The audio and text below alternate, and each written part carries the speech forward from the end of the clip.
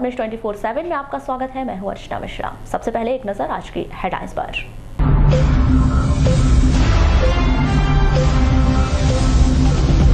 कुएं में डूबने से पिता पुत्र पुत्री की मौत, लालबर्रा के नगपुरा की घटना। हत्या के आरोप में आजीवन कारावास। 2013 में दुर्गा जी देखने के दौरान हुआ था विवाद। कोतवाली पुलिस ने जब्त किया 478 ग्राम अवैध गांजा। सीएलसी राउंड में कैटेगरी के आधार पर एडमिशन नहीं होने पर छात्र नाराज। जिले के 5 वन ग्राम का होगा विस्थापन, वन विभाग ने तैयार की योजना। खेल दिवस के अवसर पर जिले भर में हुए विभिन्न कार्यक्रम, याद किए गए हॉकी के जादूगर ध्यानचंद। सड़क पर मवेशी, जनता बोली कड़े कानून बनाने की जरूरत। छोटे पुल पर डैम बनाने की नई योजना, जल संकट को देखते हुए उठाए जाएंगे कदम। और गणेश उत्सव के लिए सजने लगे पंडाल, श्रद्धालुओं के लिए बाजार में आ गई गणेश प्रतिमाएं। और अब खबरें विस्तार से। लालबर्रा थाना क्षेत्र के नगपुरा में पिता सहित पुत्र और पुत्री के कुएं में डूबने से मौत हो गई। सूचना मिलने पर लालबर्रा पुलिस ने मौके पर पहुंचकर शव को बाहर निकलवाया। पंचनामा कार्रवाई पूरी की, पुलिस मामले की जांच कर रही। ग्रामीणों के अनुसार इंद्र कुमार बनोटे और उसकी 6 वर्ष की पुत्री लुबानी और 3 वर्ष का पुत्र ऋतिक की इस घटना में मौत हो गई। हालांकि मौत की वजह अभी स्पष्ट नहीं हो पाई है। ग्रामीणों ने बताया कि पिता पुत्र और पुत्री का शव उन्हीं के खेत में बने हुए कुएं में देखा गया था, जिसकी सूचना लालबर्रा पुलिस को दी गई। सूचना मिलने पर पुलिस ने मौके पर पहुंचकर शव को बाहर निकाला है। अभी यह स्पष्ट नहीं हो पाया है कि इंद्र कुमार ने अपने बच्चों के साथ आत्महत्या की है या फिर किसी वजह से उनकी मौत हुई है।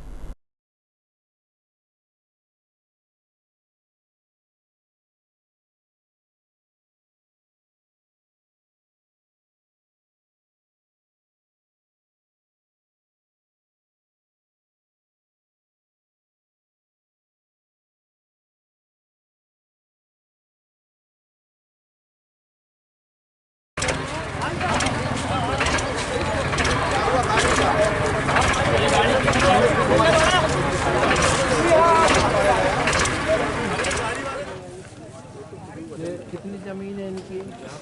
9 एकड़ टोटल 9 एकड़ होता है। नहीं, यहाँ पर ये सब उन्हीं की होगी। नहीं, ये पार से नीचे और ये पार।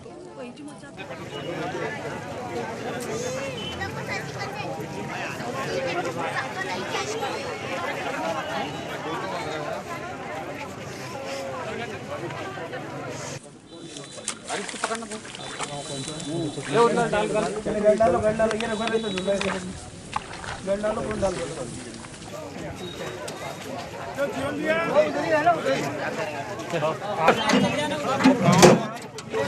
देखना चाहें तो रुकवा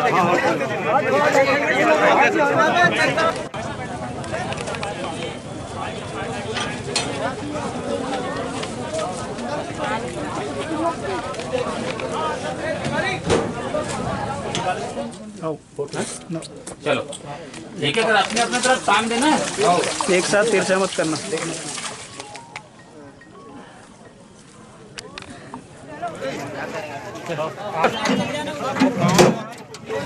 देखना चाहें तो रुकवा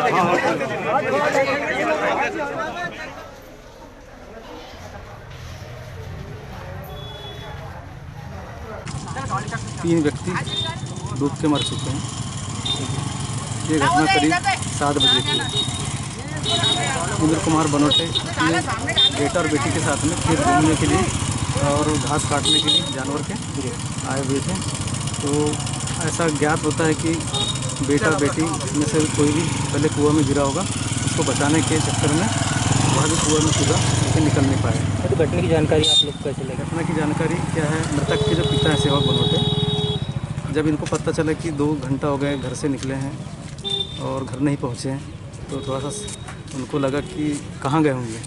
तो क्या रोज़ की तरह से खेत इनका आना जाना लगा हुआ था सुबह उठ करके। तो इन्होंने बोला खेत में जा कर के देखो, तो कुएँ में जा कर के देखे तो एक इनका जो नाती था सेवक बनोटे का, वो नज़र आया, तब उनने लोगों को अवगत कराया कि यहाँ पर मेरा नाती है और हो सकता है कि मेरा बेटा और नातन भी होगी। मेरे तत्पश्चात क्या किया आप जनप्रतिनिधि होने के नाते आपने? हाँ, कि 100 नंबर 100 डायल को फ़ोन लगाया और ग्रामीणों को अवगत कराया कि यहाँ पर ऐसी घटना हुई है करके। तो तीनों शव निकाल लिए गए? तीनों शव निकाल लिए गए हैं, पंचनामा एक देखे गए हैं। तो क्या लग रहा है आपको, किसी से आपसी रंजिश दुश्मनी वगैरह ऐसा या कुछ नहीं, आपसी रंजिश नहीं। क्या है, खेत में आया हुआ था, कुआं क्या ऊपर है कुआं, बच्चा हो सकता है कि ढाकने गया होगा, उससे पैर फिसल करके गिर गया होगा, किसी को बचाने के चक्कर में यहाँ भी कुएं में उतरा हुआ। ये बालक सुबह 8 साढ़े 8 बजे घर से निकल के खेत गया, तो बच्चे लोग भी चले गए गाड़ी में बैठ के। इसके बाद में वहाँ खेत में क्या घटना हुई उसको नहीं बता पाएंगे। ग्राम नगपुरा थाना लालबर्रा की घटना है। ये इंद्र कुमार जी बनोटे जो है डेली की तरह आज भी जो है सुबह अपना बेटा जो है लोबानी और बेटी ऋतिक दोनों को मोटरसाइकिल में लेकर अपने खेत घास काटने आया था। वो अपने घास काटने में व्यस्त हो गया, तभी बच्चे जो है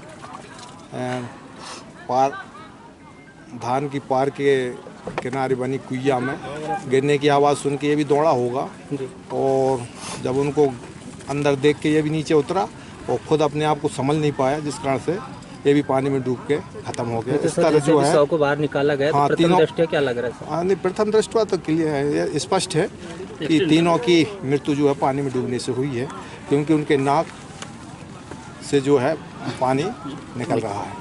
क्या कार्रवाई की जा रही है सर अभी? मर्ग पंचनामा करके शव मृतकों के शव का पीएम करा के उनके बाद से नौकरी पोस्टमार्टम का वायरल चिन्ह जो दिखाई दे रहा है वो यह है कि इसके तीनों लोगों के मुंह से पानी आ रहा है, नाक और मुंह से झाग आ रही है। नाक और मुंह से झाग आने के बाद ये लगभग स्पष्ट होता है कि इसका इंटरनल एग्जामिनेशन किया जाए।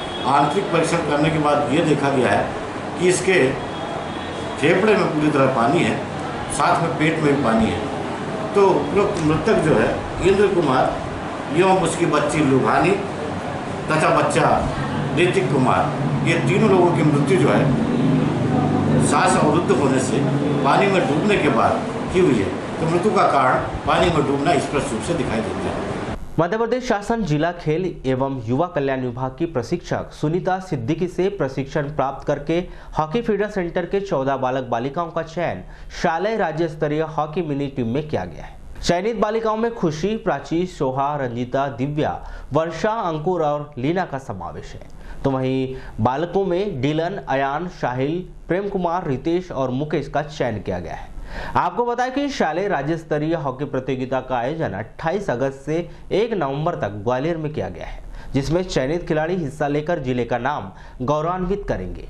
खिलाड़ियों की इस उपलब्धि पर जिला खेल एवं युवा कल्याण अधिकारी अरविंद सिंह राणा, जिला खेल अधिकारी राजेंद्र लटारे, भूमेश्वर रावते, अखिलेश गिरी गोस्वामी सहित अन्य ने सभी बच्चों को शुभकामनाएं प्रेषित की है।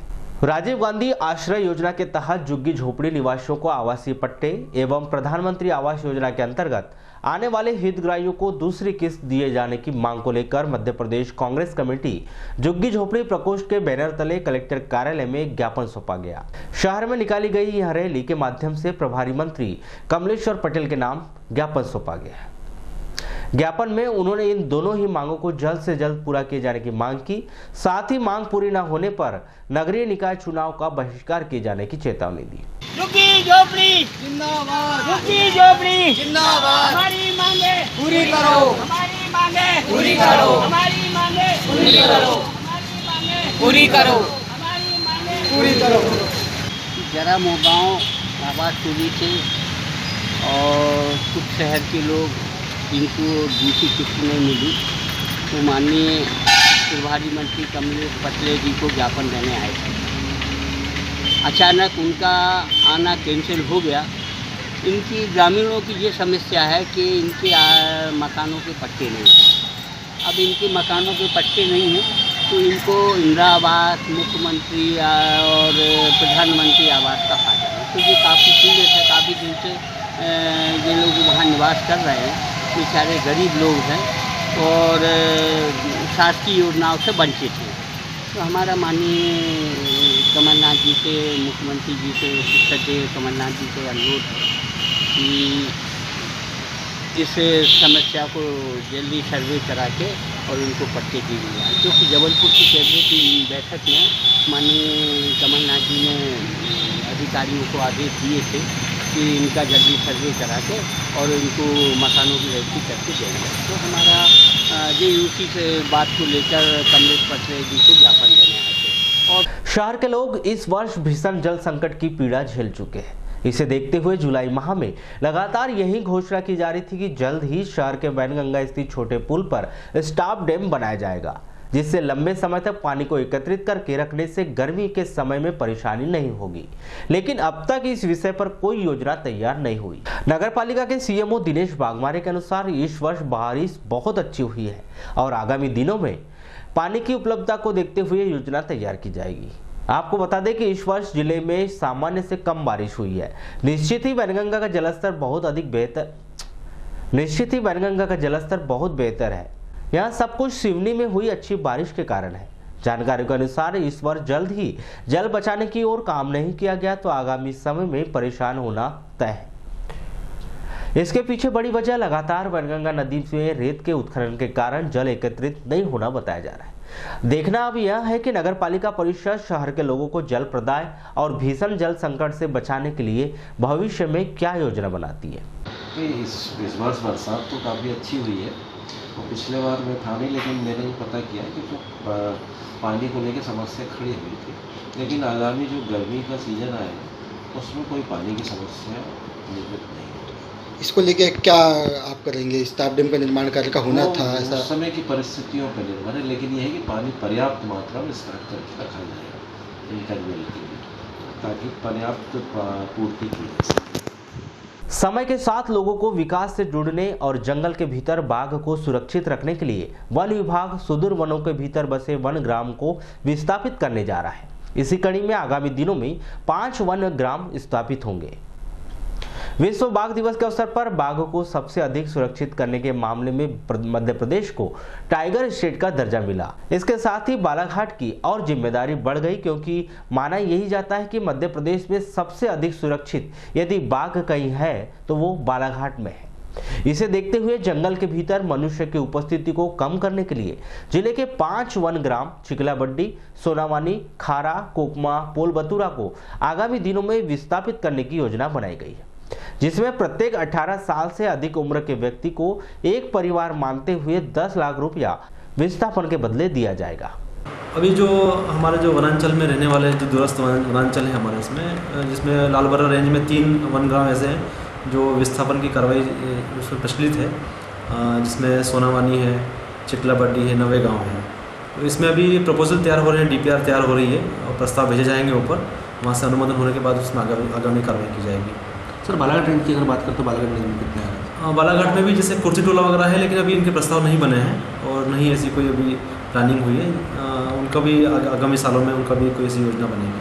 सर खारा, कोकमा, पोलबतुर भी तो उसमें लोगों में जो वरुण गोटा है उसका अभी चल रहा है विस्थापन की प्रक्रिया, उसमें शामिल लोगों का। सर वजह क्या मानी जाएगी सर विस्थापन? एक तो ये काफ़ी इंटीरियर वन क्षेत्र में है, वहाँ पे कई सारी सुविधा नहीं पहुँच पाती है और उनके पास एक विकल्प होता है कि एक यूनिट को 10 लाख मिलता है, तो अपने दूसरे रोजगार जो है बाहर जाके अपने बच्चों को पढ़ा सकते हैं और दूसरी योजना है, शासन की कई सारी योजना है, उनका लाभ ले सकते हैं। चलिए कहा जा सकता है कि वन ग्रामों को अब वन विभाग ही मतलब उनको संवारेगी। हाँ, जब ये पूरे गांव में विस्थापित हो जाएंगे तो इनका पूरा मैनेजमेंट जो है वन के अंदर आ जाएगा और फिर उसको पूरा वन क्षेत्र के अनुसार उसको डेवलप किया जाएगा। बालाघाट में कला और कलाकारों की कमी नहीं है, जरूरत है बस उन्हें एक नया मंच और एक नया आयाम देने की। इसी उद्देश्य को लेकर राष्ट्रीय नाट्य कला परिषद और नूतन कला निकेतन के द्वारा 21 दिवसीय कार्यशाला का आयोजन किया गया है। नाट्य कला परिषद के स्नातक और स्नातकोत्तर की डिग्री हासिल कर चुके कलाकार बताते हैं कि बालाघाट में कला के क्षेत्र में असीम संभावनाएं हैं। वे पहली बार निश्चित ही बालाघाट आए हैं, उन्हें यहाँ के विषय में ज़्यादा जानकारी भी नहीं थी, लेकिन महज कुछ ही दिनों के भीतर उन्होंने इस बात को स्वीकार किया है कि यहाँ पर उम्दा स्तर के कलाकार हैं। जरूरत है बस उन्हें एक मंच प्रदान करने की, जिससे वे ऊंची उड़ान उड़ सके। कलाकार तो सब लोग हैं, पर हम उनको टूल दे सकते हैं, स्किल दे सकते हैं, और उसका अच्छा अवसर राष्ट्रीय नाट्य विद्यालय और नूतन कला निकेतन उन दोनों ने मिलके जो प्रयास किया है वो उनको और भी जो थिएटर के पीछे, मतलब जब हम थिएटर बोलते हैं या फिल्म बोलते हैं तो हम सिर्फ एक्टर को देखते हैं, पर उनके पीछे जो काम करने वाले हैं उनको हम उतना ध्यान नहीं देते। तो वो जो टेक्निकल वर्कशॉप है उसको सुशील जी ने ध्यान में लिया और यहाँ पे लाने की कोशिश की। जब हम यहाँ पे आए तो मैं इससे पहले यहाँ पे कभी नहीं आई थी, तो जब मुझे जो पता था कि कैसा होगा तो मैं बहुत अलग था मेरे लिए, पर जब मैं यहाँ पे आई तो मैंने देखा यहाँ पे इतने अच्छे अच्छे कलाकार हैं, वही कि उनको प्लेटफॉर्म नहीं मिला है, उनकी पहचान उस तरीके से नहीं की गई है। तो मुझे लगता है कि इस वर्कशॉप के बाद डेफिनेटली वो लोग आगे जाएंगे और मुझे लगता है कि वो दिल्ली तक आगे जाके राष्ट्रीय नाट्य विद्यालय तक आगे जाके वो पर्टिकुलर स्किल में अपना काम करने के लिए सक्षम होंगे। ठीक है, आपका परिचय? मैं विदिशा पुरोहित, गुजरात से नाट्य। ऐसी ही एक राष्ट्रीय नाटक विद्यालय से स्नातक की डिग्री प्राप्त कर चुके बालाघाट के निवासी सुशील कांत मिश्रा बताते हैं कि बालाघाट की हिंदी बहुत अच्छी है, जो अन्य स्थानों से बेहतर है, इसलिए यहाँ के कलाकार बहुत जल्द अपनी विधा में पारंगत हो जाते हैं। नाटक के दौरान मंचन, यूनिफॉर्म और सभी बातों का ध्यान कैसे रखें, कार्यशाला के दौरान इस बात की जानकारी दी जा रही है। मैं बालाघाट क्षेत्र का रहने वाला भी हूँ। मैंने यहाँ पे थिएटर शुरुआत किया है और यहीं पे काम करना चाहता हूँ, इसीलिए इस कैंप को या राष्ट्रीय नाट्य की वर्कशॉप को ऑर्गेनाइज करने का मेरा मंतव्य यही था कि यहाँ पे बहुत सारे लोग आर्टिस्ट हैं जो काम करना चाहते हैं, जो बाहर जा नहीं पाते हैं, तो क्यों ना ऐसी वर्कशॉपें हैं, ट्रेनिंग वर्कशॉपें हैं जो अपने क्षेत्र में हों, जिससे वो भी एक फील्ड, अब एक अपना एक जिस तरह से रोज़गार है तो इस आर्ट को भी एक रोज़गार की तरह लेके आगे बढ़े लगते हैं। और मैं यहाँ पे काम किया है और यहाँ पर सबसे खासियत है यहाँ की शुद्ध हिंदी, स्पष्ट है, जो कि आम हिंदियों में जो क्लिष्ट वर्ड होते हैं, शब्द होते हैं, उच्चारण होता है, तो यहाँ पर कुछ क्लेशे नहीं है, उस तरह से स्पष्टीकरण है, तो एक बेस्ट है, बेस है और कल्चर के लिए बालाघाट हमारा बहुत जाना जाता है। निश्चित ही कलाकारों को मंच प्रदान करने के लिए वर्षों से नूतन कला निकेतन बेहतर से बेहतर काम कर रहा है। जरूरत बस इस बात की है कि इन कलाकारों को उनकी मंजिल मिल जाए, जिससे कला के क्षेत्र में जिले का भविष्य और भी बेहतर हो सकेगा। जिला प्रशासन के द्वारा लगातार मवेशियों को सड़क से हटाने की मुहिम नगर पालिका के माध्यम से चलाई जा रही है। बावजूद इसके भी सड़क पर मवेशी कम होते दिखाई नहीं देती। नतीजा लगातार मवेशियों की धमाचौकड़ी से यातायात प्रभावित होने के साथ साथ दुर्घटनाएं भी घटित हो रही है। इस विषय पर जब पद्मेश न्यूज ने आम जनता से उनकी परेशानी जानी तो उन्होंने कुछ इस तरह से अपनी बात रखी। स्थानीय लोगों के अनुसार जिला प्रशासन को ही नहीं, मध्य प्रदेश शासन को इस विषय पर गंभीरता से विचार करना चाहिए और सड़क पर मवेशी जैसी परेशानी के लिए कड़े कानून बनाने चाहिए, जिससे अधिकारियों को कार्रवाई करने में परेशानी ना हो। मवेशियों की वजह से नगर पालिका के पार्षद भी दुर्घटना का शिकार हो चुके हैं।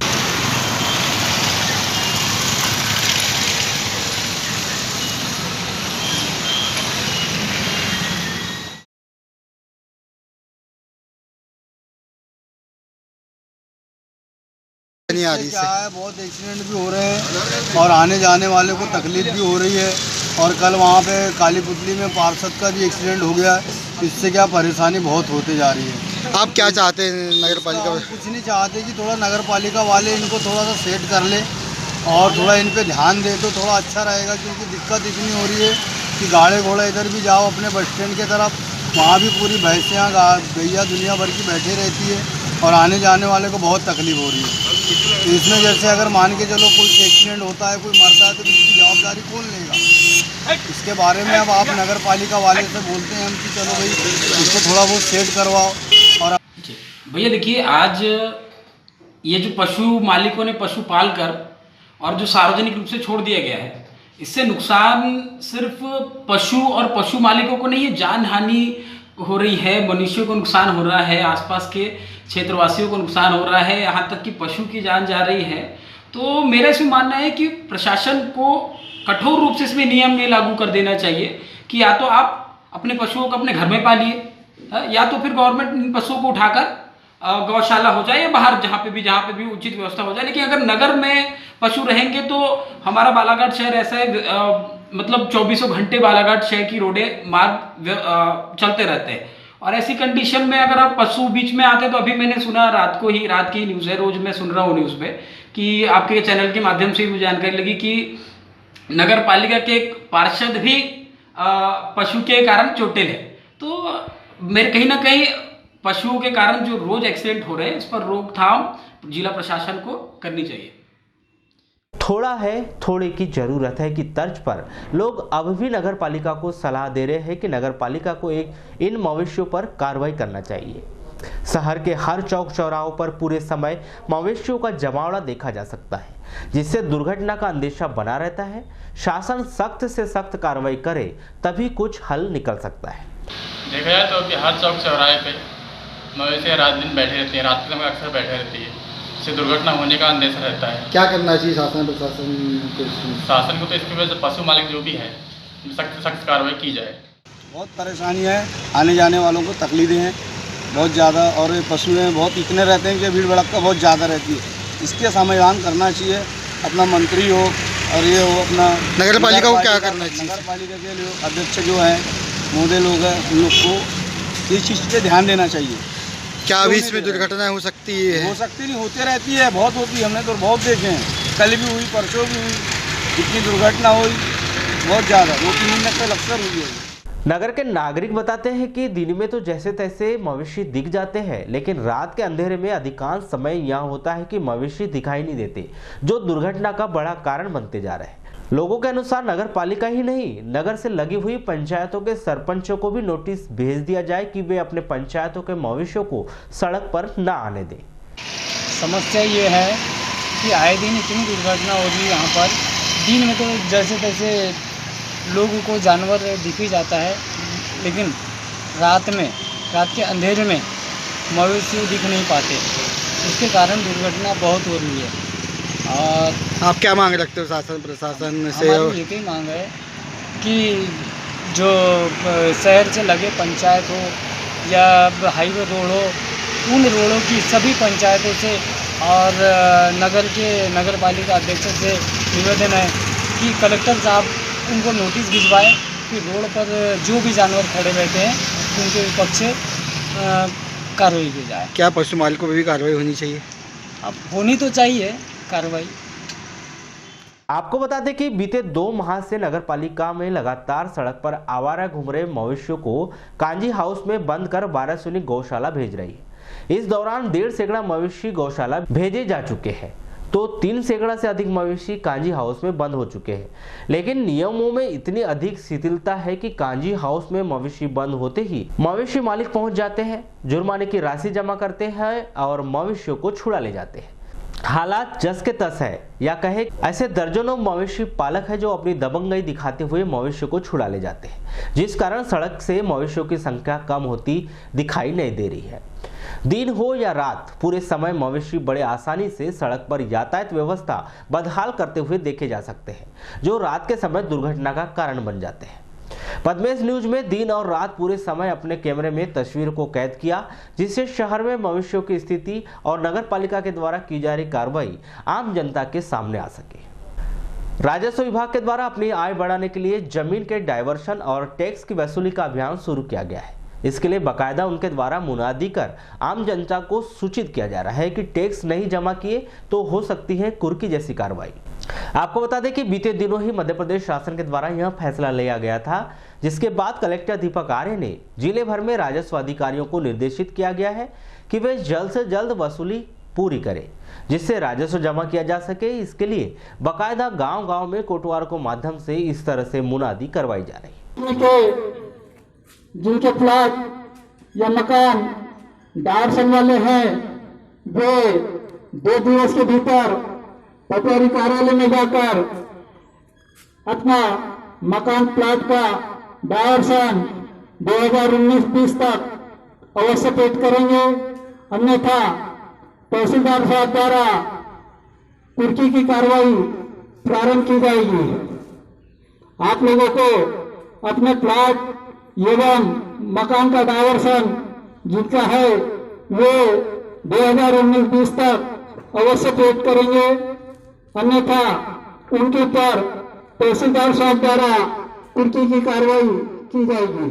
धन्यवाद। भारत सरकार के द्वारा मेजर ध्यानचंद हॉकी के जादूगर की जयंती के अवसर पर 29 अगस्त को भारतीय लोगों की सेहत को सेहतमंद बनाने को लेकर प्रधानमंत्री नरेंद्र मोदी के द्वारा फिट इंडिया अभियान का प्रारंभ किया गया, जिसका लाइव टीवी व रेडियो से प्रसारण कर सभी स्कूलों में कार्यक्रम आयोजित किए जाने थे। नगर में स्थित शासकीय टीलीबाई माध्यमिक स्कूल में राष्ट्रीय खेल दिवस के अवसर पर फिट इंडिया कार्यक्रम का आयोजन किया गया। यह कार्यक्रम प्राचार्य युरेंद्र हनवत की अध्यक्षता व अन्य शिक्षकों की उपस्थिति में मनाया गया।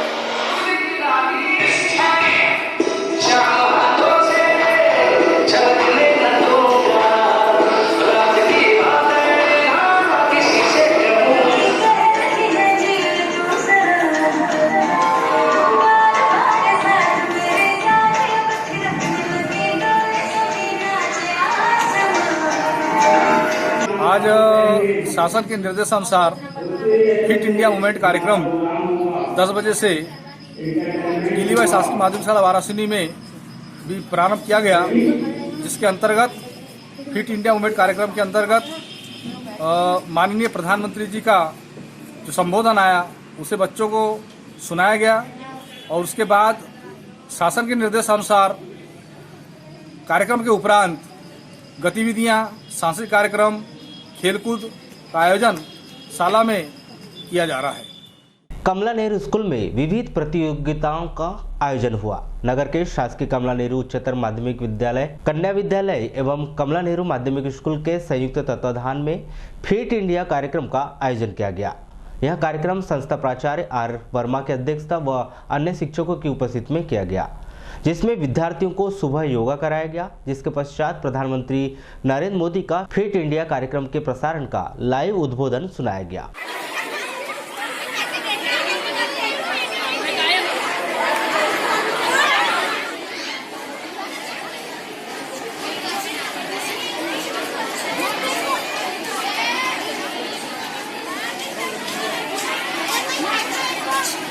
खेल दिवस है और इस उपलक्ष्य में विद्यालय में 10 बजे से 11 बजे तक माननीय प्रधानमंत्री महोदय जी का संभाषण संवाद को बच्चों को सुनाया गया। साथ ही साथ इस आयोजन के उपलक्ष्य में सुबह से साहित्यिक, सांस्कृतिक एवं खेल प्रतियोगिताओं का आयोजन किया गया, जिसमें कुर्सी दौड़, कबड्डी आदि खेलों का आयोजन हमारे खेल शिक्षक एवं समस्त शिक्षकों के सहयोग से।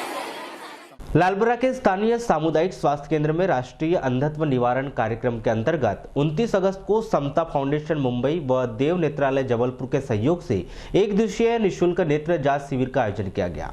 शिविर में 155 नेत्र रोगियों ने अपना पंजीयन करवाया, जिनका नेत्र सहायक चिकित्सक CL बिसेन के द्वारा जांच कर 92 मोतियाबिंद रोगियों को चिन्हित किया गया, जिसमें से ऑपरेशन के लिए 60 रोगियों को चिन्हित कर देव नेत्रालय जबलपुर के लिए रवाना किया जाएगा। इन सभी चिन्हित रोगियों का देव नेत्रालय जबलपुर में निःशुल्क ऑपरेशन कर दवाइयां व चश्मा वितरण किया जाएगा। यहाँ पर नेत्र शिविर लगा है। यहाँ पर लगभग मोतियाबिंद के पेशेंट 50 से 55 आज जबलपुर रवाना करेंगे और उनका ऑपरेशन होगा। वहाँ पर निःशुल्क ऑपरेशन होगा, उसके बाद वहाँ पर दवाई वितरण होंगे। बाकी कोतवाली पुलिस ने एक युवक को उसके घर से गांजा सहित गिरफ्तार किया है। आरोपी अपने घर से ही गांजा का व्यापार संचालित कर रहा था।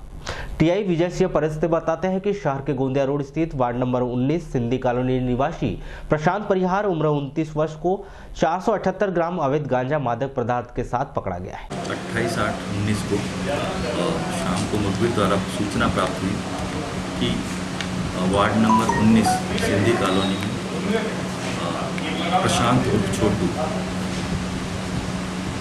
के द्वारा अवैध रूप से गांजा रख करके विक्रय करने की सूचना है। उपरोक्त सूचना को वरिष्ठ अधिकारियों को अवगत कराया गया और तथा वैधानिक कार्यवाही करते हुए एक टीम गठित की गई। उपरोक्त परिप्रेक्ष्य में मैं बताना चाहूँगा कि विगत 1 माह से पुलिस मुख्यालय द्वारा प्रहार एवं प्रतिकार अभियान के तहत मादक पदार्थों के विरुद्ध कार्रवाई किए जाने हेतु आदेशित हुआ। उक्त परिप्रेक्ष्य में श्रीमान IG साहब, DIG साहब, पुलिस अधीक्षक महोदय एवं अतिरिक्त पुलिस अधीक्षक महोदय तथा CSP साहब के द्वारा दिए गए निर्देशन पर एक टीम गठित की गई और मुखबिर द्वारा प्राप्त सूचना के अनुसार रात्रि में दबिश दी गई और दबिश के दौरान आरोपी प्रशांत और छोटू पिता स्वर्गीय बसंत परिहार उम्र 29 वर्ष निवासी Sindhi colony ward number 29 Balaghat के कब्जे से 478 ग्राम गांजा जब्त किया गया, जिसकी कीमत 4,780 रुपये करीब। जिले की कराटे चैंपियन माया ठाकरे को जबलपुर में आयोजित महाकौशल खेल रत्न अलंकरण समारोह में महाकौशल खेल रत्न अवार्ड से नवाजा गया है। आपको बताएं कि यह अवार्ड महाकौशल समिति जबलपुर के माध्यम से हर वर्ष दिया जाता है और यह अवार्ड पिछले 14 वर्षों से खेल दिवस पर आयोजित किया जाता है, जिसमें तमाम जिले के खिलाड़ी शिरकत करते हैं, जिन्हें उनकी श्रेष्ठ प्रतिभा को लेकर सम्मानित किया जाता है। इस बार 28 अगस्त को आयोजित इस कार्यक्रम में 10 जिलों के खिलाड़ियों को सम्मानित किया गया। इस उपलब्धि पर कराटे खिलाड़ी माया ठाकरे का क्या कहना है, आइए जानते हैं। अभी जबलपुर में आयोजित कार्यक्रम में आपको सम्मानित किया गया है, किस प्रकार का सम्मान प्राप्त हुआ है, किस प्रकार का कार्यक्रम?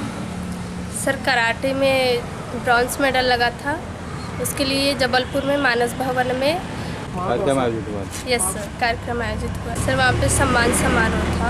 अच्छा। उसमें हमारा सम्मान किया गया। अच्छा, ये बताएं, ये जो कार्यक्रम हुआ था, आपने ब्रॉन्ज मेडल जीता था, तो जिले में कितने लोगों का चयन हुआ है? सर जिले में एक ही हुआ। आप ही का हुआ है? Yes sir. क्या महसूस कर रहे हैं? सर बहुत अच्छा महसूस कर रहे हैं। वहीं कराटे कोच संतोष पारधी ने कहा कि कराटे में माया ठाकरे ने हाल ही में आयोजित नेशनल टूर्नामेंट में कांस्य पदक हासिल किया था। इस उपलब्धि को लेकर उन्हें जबलपुर में आयोजित अलंकरण समारोह में खेल रत्न अलंकरण अवार्ड से सम्मानित किया गया है। उन्होंने कहा कि जिले में प्रतिभाओं की कमी नहीं है, लेकिन उन्हें वह सुविधा मिलनी चाहिए जिनके वे हकदार हैं। सर ये जिस प्रकार भारत सरकार और अपनी जो मध्य प्रदेश सरकार अर्जुन अवार्ड और कहते हैं एकलव्य अवार्ड देते हैं, उसी प्रकार से महाकौशल जो समिति है, खेल क्रीड़ा जो परिषद है, वो चाहता है कि जिस प्रकार बड़े स्तर पर भारत सरकार और मध्य प्रदेश सरकार की करती है, उस प्रकार से एक संस्था के स्तर पर ये लोग पूरे समझ लीजिए अपने हिंदुस्तान के जो बच्चे हैं जो एकलव्य अवार्ड और विश्वमित्र अवार्ड से सम्मानित हुए, उनको बुला के सम्मानित किया जाता है। जिसमें हमारे यहाँ से माया ठाकरे ने सीनियर नेशनल चेन्नई में आयोजित प्रतियोगिता में ब्रॉन्ज मेडल प्राप्त किया था। उसके आधार पे बालाघाट खेल विभाग द्वारा इसका चयन किया गया था और इसमें करीबन 10 जिले के बच्चे शामिल थे, जिसमें हमारे से माया ठाकरे का नाम वहाँ आयोजित यानी कि नाम दिया गया था, जिसमें इसे ब्लेजर सर्टिफिकेट और प्रशस्ति पत्र देकर सम्मानित किया गया। अच्छा, कितने सालों से आप कराटे सिखा रहे हैं? सर मुझे कराटे सिखाते हुए करीबन 12 वर्ष हो गए। अच्छा, 12 वर्षों में आपने क्या क्या महसूस किया है कि जो यहाँ पर सुविधाएं होना चाहिए, कहाँ तक सुविधाएं मांगते हैं? जैसे कि आज खेल दिवस है जी, तो क्या महसूस करते हैं? सर मैं तो अभी म्यूनिसिपल स्कूल में सिखाता हूँ, तो अभी मेरे पास तो किसी प्रकार से कोई यानी व्यवस्था नहीं है। मैं सिर्फ ग्लव्स और सिंग पैड जो मिलते हैं उसके आधार पर कराता हूँ। मेरे पास मेड भी नहीं है, बिना मेड के मैं इस प्रकार की खाली ज़मीन पर करवाता हूँ। खेल वाके थोड़ा बहुत कुछ मिल जाता है ना कि ग्लव्स और जो ग्रीष्मकालीन हम लोग समर कैंप आयोजित करते हैं उसमें। हॉकी के जादूगर मेजर ध्यानचंद के जन्म दिवस के अवसर पर नगर के पीजी कॉलेज में आज भूतपूर्व खिलाड़ियों का सम्मानित करने के अहम उद्देश्य को लेकर सम्मान समारोह का आयोजन किया गया। इस कार्यक्रम में जिले के खिलाड़ियों ने हिस्सा लिया, जिन्हें मंच के माध्यम से सम्मानित किया गया। इस संदर्भ में पीजी कॉलेज के प्राचार्य डॉक्टर प्रवीण श्रीवास्तव ने बताया कि खेल दिवस के अवसर पर इस सम्मान समारोह का आयोजन किया गया है ताकि भूतपूर्व खिलाड़ियों को सम्मानित किया जा सके।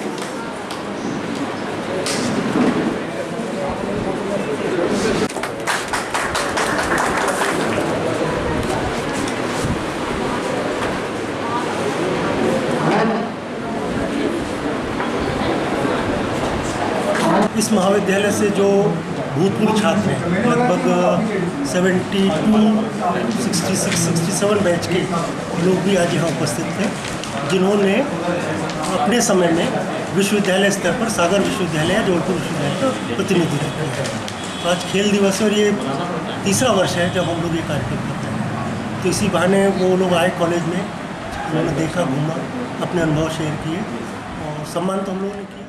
शिक्षा विभाग के द्वारा नवीन शैक्षिक सत्र में कक्षा 5वीं एवं कक्षा 8वीं को बोर्ड किए जाने के बाद राज्य शिक्षा केंद्र के द्वारा कक्षा 5वीं और कक्षा 8वीं की कक्षाओं में शैक्षणिक गुणवत्ता को बनाए रखने के लिए समस्त डाइट संस्थानों को निर्देशित किया गया है कि वे अपने संस्थान के माध्यम से कक्षा 5वीं एवं 8वीं के मासिक प्रश्न पत्र को तैयार करें।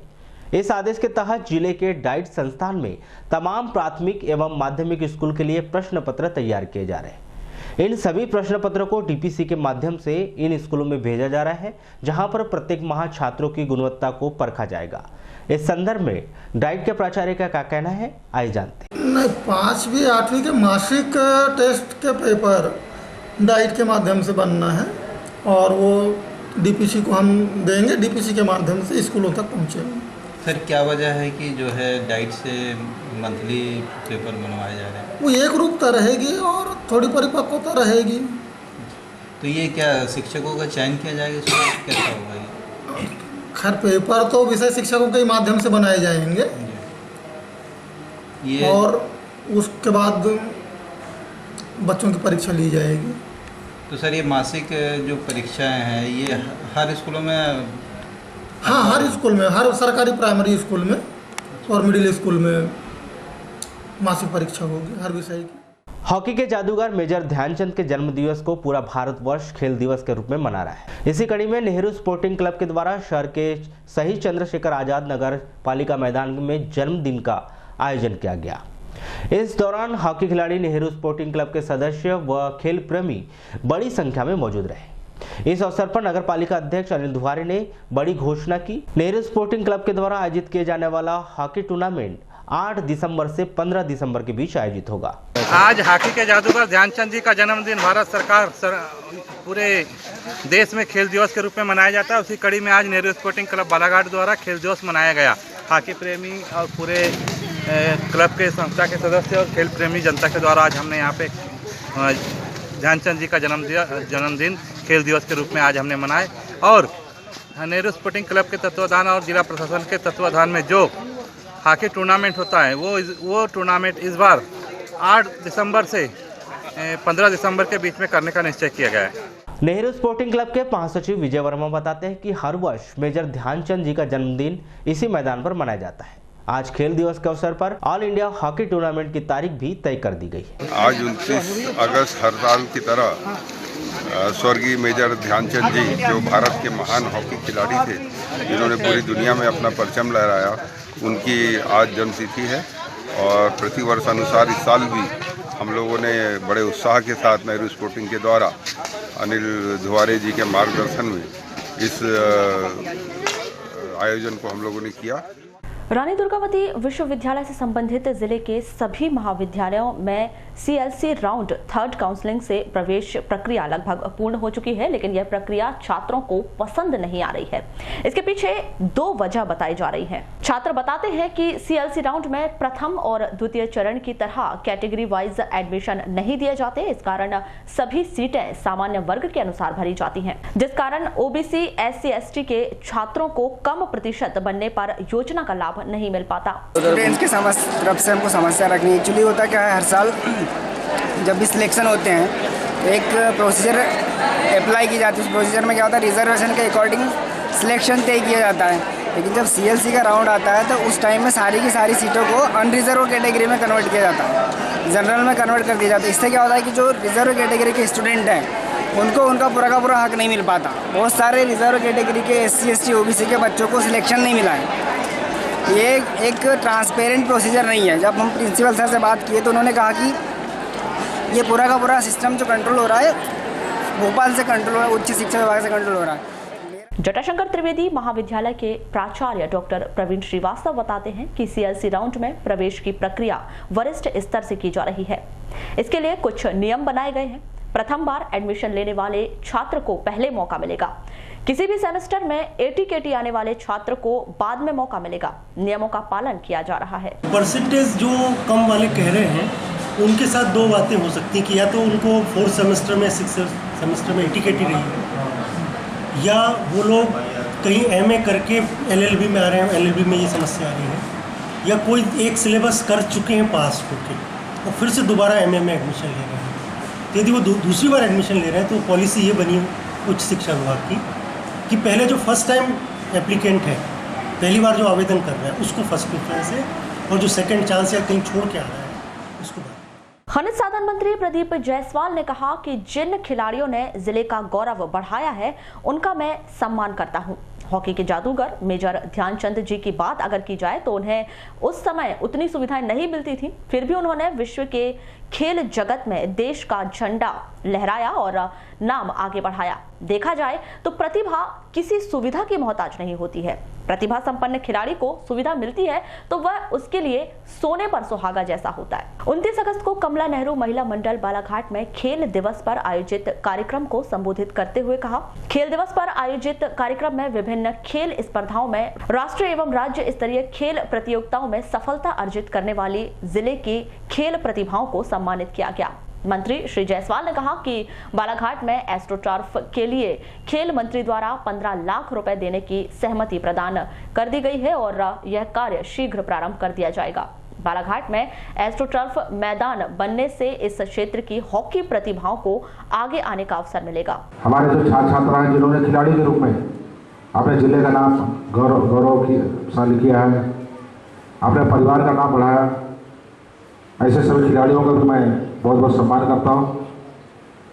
मेजर ध्यानचंद जी के बारे में हमको सबको सीखने का विषय है कि उस समय जबकि कोई सुविधाएं नहीं थी, बिना किसी सुविधा के,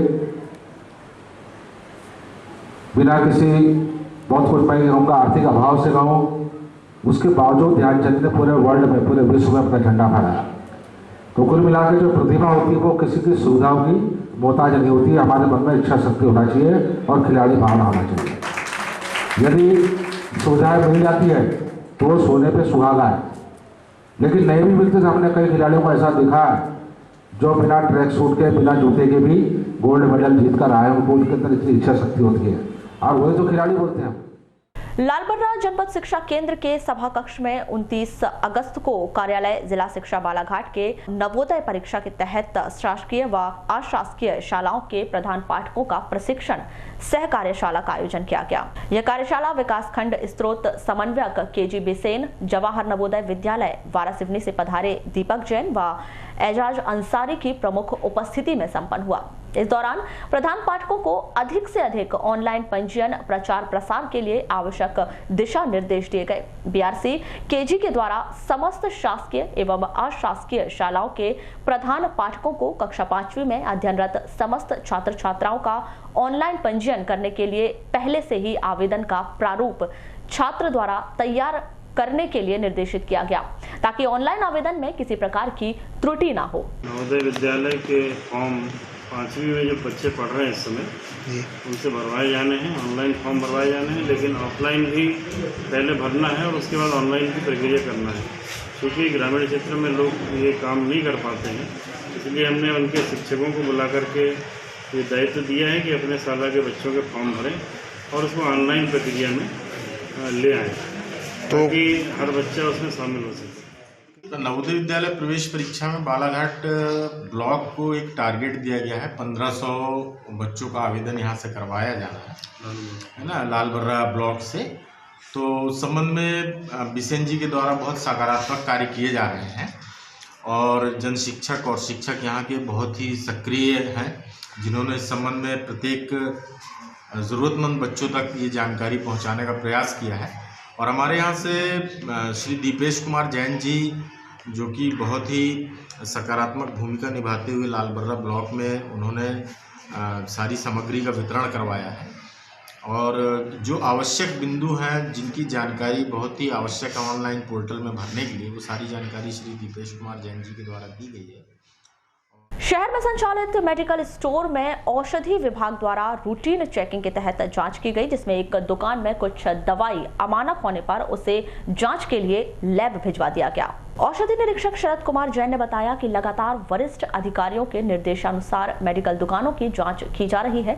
इसी कड़ी में गुरुवार को शहर के पुराना राम मंदिर के निकट लक्ष्मी मेडिकल स्टोर में जांच की गई, जहां कुछ दवाएं अमानक स्तर की होने का संदेह पर उसे जांच के लिए लैब भेजा जा रहा है। कलेक्टर महोदय एवं सीएमएचओ महोदय के निर्देशानुसार यहाँ कुछ दुकानों की चेकिंग की गई थी। इसी दौरान मैं लक्ष्मी मेडिकल एजेंसी बालाघाट में उपस्थित हुआ और जांच के दौरान मुझे कुछ मेडिसिन्स में आशंका है कि ये दवाएं अपमानक प्रकार की हो सकती हैं। इसी बीच में मेरे द्वारा 5 दवाओं के नमूने लेकर ड्रग टेस्टिंग लेबोरेटरी भोपाल भेजा जा रहा है जांच रिपोर्ट आने के पश्चात जिस प्रकार की रिपोर्ट आएगी, अमानक प्रकार की आती है या स्टैंडर्ड क्वालिटी की आती है, उसके बाद आगे अनुसंधान किया जाएगा और कार्रवाई का जो अनुसंधान की टोटल कार्रवाई रहेगी वो भोपाल के लिए अग्रिम कार्रवाई हेतु लिखा जाएगा। भादु मास की चतुर्थी को एक बार फिर प्रतिवर्ष अनुसार गणेश जी की प्रतिमा श्रद्धालुओं द्वारा घरों में और विभिन्न पूजा पंडालों में स्थापित की जाएगी, जिसकी तैयारियां इन दिनों शुरू हो चुकी हैं। तिथि के अनुसार 2 सितंबर से गणेश चतुर्थी का पर्व शुरू होने जा रहा है। इससे पहले बाजारों में श्रद्धालुओं के लिए उनकी मन्नत अनुसार प्रतिमाएं पहुंच चुकी हैं। वहीं दूसरी ओर सार्वजनिक गणेश पंडालों में भी तैयारियां शुरू कर दी गई हैं। शहर में इन दिनों हनुमान चौक, अंबेडकर चौक सहित मुख्य बाजार में गणेश चतुर्थी को लेकर अलग ही रौनक दिखाई दे रही है।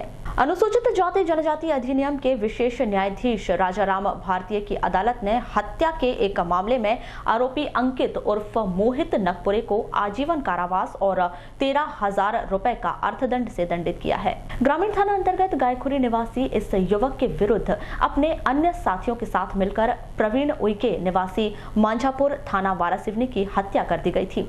उक्त घटना 6 वर्ष पहले की है।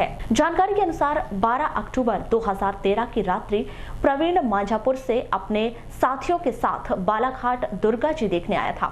इस दौरान कालीपुतली चौक होते हुए बंगाली दुर्गा देखने गए थे, जहां तीनों बालक से प्रवीण के बीच धक्का मुक्की हुई। यह विवाद इतना अधिक बढ़ गया कि हत्या का कारण बन गया। बुलेटिन के अंत में एक बार फिर नजर डालते हैं आज की हेडलाइंस पर।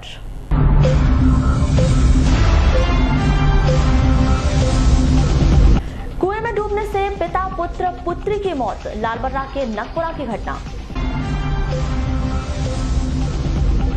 हत्या के आरोप में आजीवन कारावास, 2013 में दुर्गा जी देखने के दौरान हुआ था विवाद।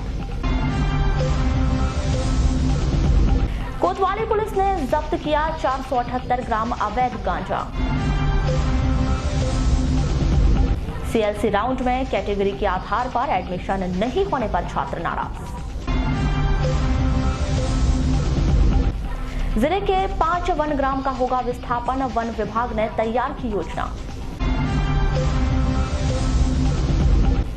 खेल दिवस के अवसर पर जिले भर में हुए विभिन्न कार्यक्रम, याद किए गए हॉकी के जादूगर ध्यानचंद। सड़क पर मवेशी, जनता बोली कड़े कानून बनाने की जरूरत। छोटे पुल पर डैम बनाने की नई योजना, जल संकट को देखते हुए उठाए जाएंगे कदम।